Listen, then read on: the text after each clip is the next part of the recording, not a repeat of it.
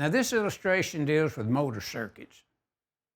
NEC 250.122D is in dog.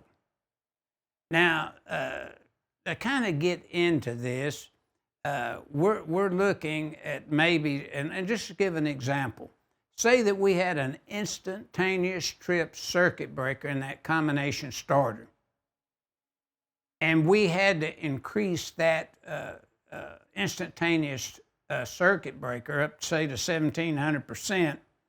to allow the motor to start and run due to it maybe being a high efficiency motor. We may have based upon that new setting, an equipment ground that would be larger than the ungrounded conductor supplying the motor size from 430.22 of the code. In this case, for motor circuits where the overcurrent device sizing to allow a motor to start and run and operate,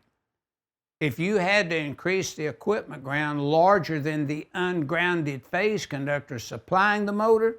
then the equipment ground never has to be larger than the ungrounded conductor sized from 430.22 of the code, and that's what this figure 16-115 is illustrating